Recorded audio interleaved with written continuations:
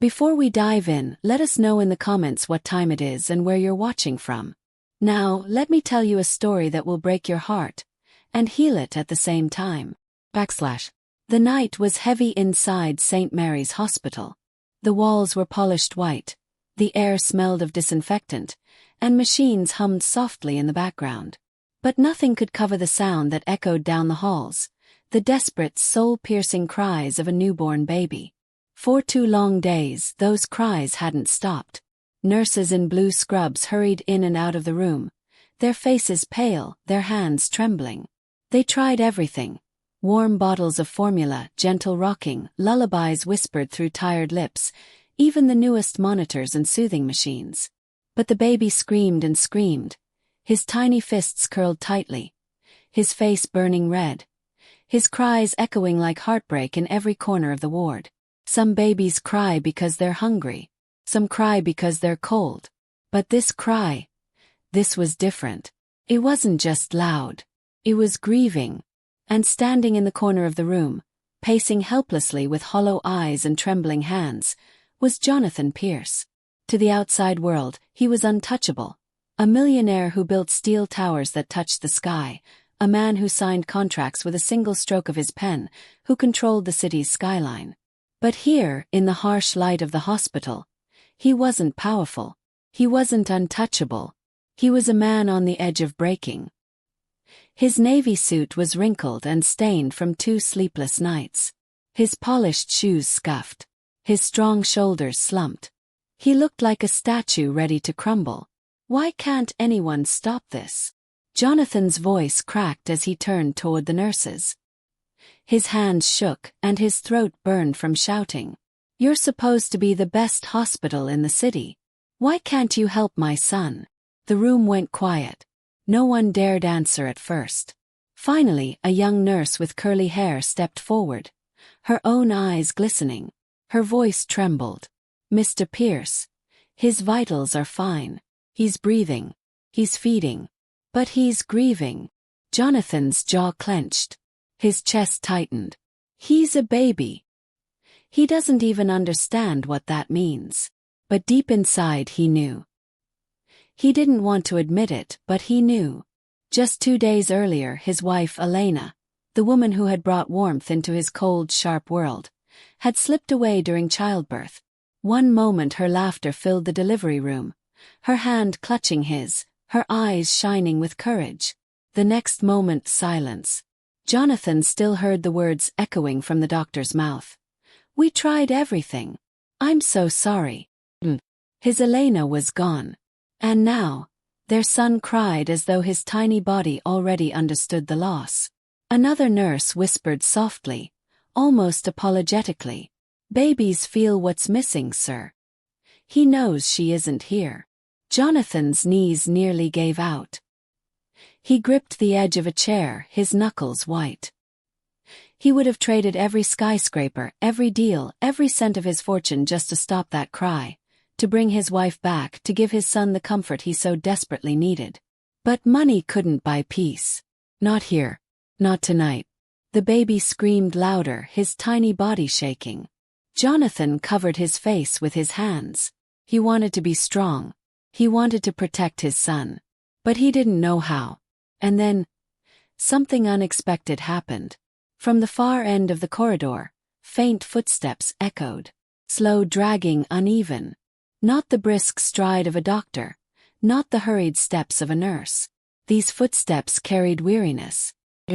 Heads turned. Whispers rose. At the end of the hallway stood a young woman. Her brown coat was torn at the shoulder, her faded green shirt clung loosely to her frame, and her shoes were worn thin. Dirt smudged her cheeks, and her hair was tangled.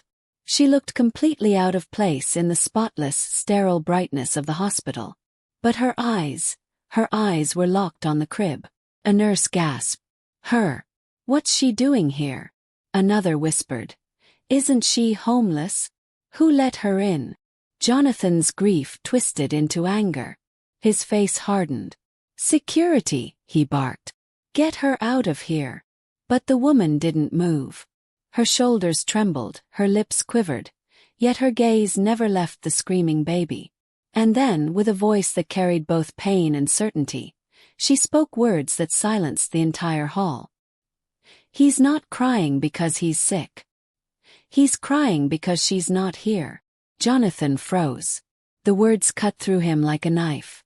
The woman's hands shook as she stepped closer. Her voice cracked with emotion. "I know that sound.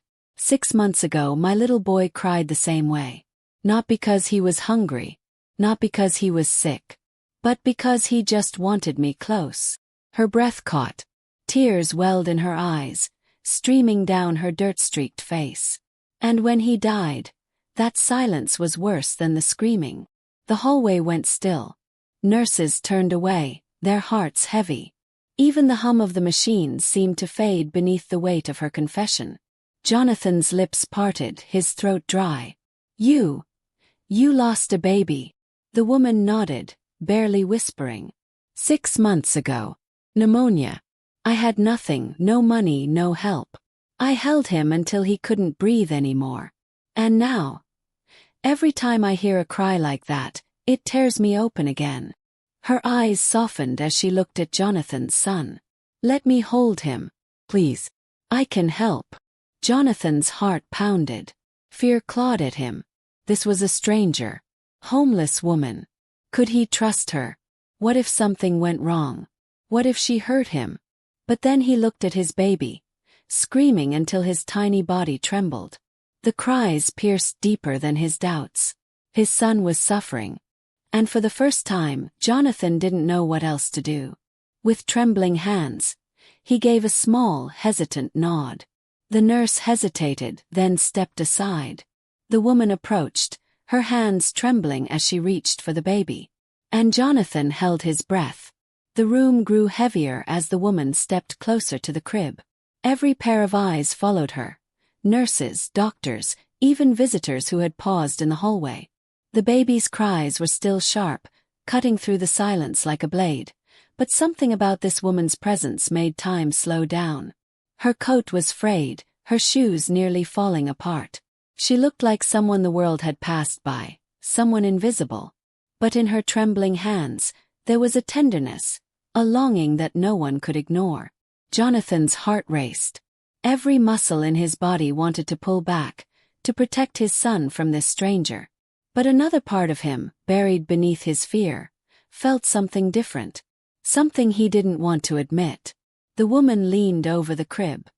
Her hands shook as she reached down, her breath catching as if she were stepping into a memory she both craved and feared. Carefully, she lifted the baby, pressing him against her chest. For a moment nothing changed. The baby squirmed, his little fists still clenched, his mouth open wide in a scream. Jonathan's breath caught in his throat. Doubt slammed into him like a wave. He almost shouted to take the baby back. But then something happened. The baby's cries began to falter. The sharp, endless screams turned into hiccups. His tiny body stopped thrashing. His fists unclenched, resting against the fabric of her faded shirt. And then, for the first time in 2 endless days, the newborn grew quiet. The entire ward froze. Nurses exchanged stunned looks. One doctor whispered under his breath, "Impossible!" The curly-haired nurse pressed a hand to her lips, tears springing to her eyes. Jonathan's knees buckled. He gripped the wall, staring at the miracle unfolding in front of him. His empire of glass towers, his fortune worth millions, all his influence. None of it could calm his son. But this woman, broken and grieving, had done it in seconds. The woman's own tears streamed freely as she whispered, her voice trembling but full of love. "It's all right, little one. No. I know what it's like to miss her." She rocked gently, her eyes closing for a moment as though she was holding not just Jonathan's child, but a piece of her own lost one. "I know what it's like to want her back. To cry and cry, hoping she'll come through the door. I know." Her words weren't just for the baby. They were for herself too. Every syllable carried the weight of her grief. Jonathan stood frozen, his chest tightening as he watched. For the first time since Elena's death, tears filled his own eyes. He had been too proud, too angry, too afraid to let them fall. But now they spilled freely, dripping down his face as he whispered to himself. Elena, he stopped crying. The woman opened her eyes and looked at Jonathan. Slowly she walked toward him, still cradling the baby. Her steps were careful, as if she were carrying something fragile, not just the child but her own shattered heart. When she reached him, she spoke softly. He doesn't need a miracle. He just needs to know he's not alone. Hold him close so he feels you. That's what she would have done. Jonathan's hands trembled as she gently placed the baby into his arms. He clutched his son against his chest, his tears soaking the tiny tuft of hair on the boy's head. And just as she said, the baby didn't cry. He nestled against his father, breathing softly, his little body relaxing for the first time since birth. Jonathan's breath came out in a shudder. His shoulders shook. He had never felt so powerless, so broken. And yet, in this moment, he felt a fragile thread of hope. He lifted his gaze to the woman, his voice hoarse. You lost him only 6 months ago. She nodded, her chin trembling. Yes, pneumonia. Had nothing. No money for medicine, no warm place to stay. I held him until the very end. The words crushed Jonathan's heart. He had almost called security. He had almost cast her out as nothing. But she wasn't nothing. She was a mother. A grieving mother who, in her brokenness, had given his son the comfort he so desperately needed. For a long moment, Jonathan couldn't speak. His throat burned, his lips trembled. Finally, he whispered the words that came from the deepest part of his soul. I'm sorry for your loss. The woman's eyes widened. For months she had walked the streets with her grief, ignored, judged, sometimes pitied, but never understood. And now, here in this sterile corridor, a man from a world far above hers spoke the truth she had longed to hear. Tears filled her eyes again. She pressed a hand to her mouth, nodding silently. The room, once filled with the endless cries of a newborn, was now silent, except for the soft breaths of a baby finally at peace. In that silence, something unspoken bound them. Jonathan Pierce, the millionaire who thought money could solve anything, and this unnamed woman who had lost everything. They were joined by grief, by love, by the cry of a child who only wanted to feel what was missing. Jonathan looked down at his son again, his heart breaking and healing at the same time. And he knew nothing in his life would ever be the same again. The baby's soft breaths filled the corridor, each rise and fall of his tiny chest sounding like the answer to a prayer. For 2 days, his cries had broken everyone's spirit. But now, nestled in his father's arms, quiet at last, he brought peace to a place that had forgotten it.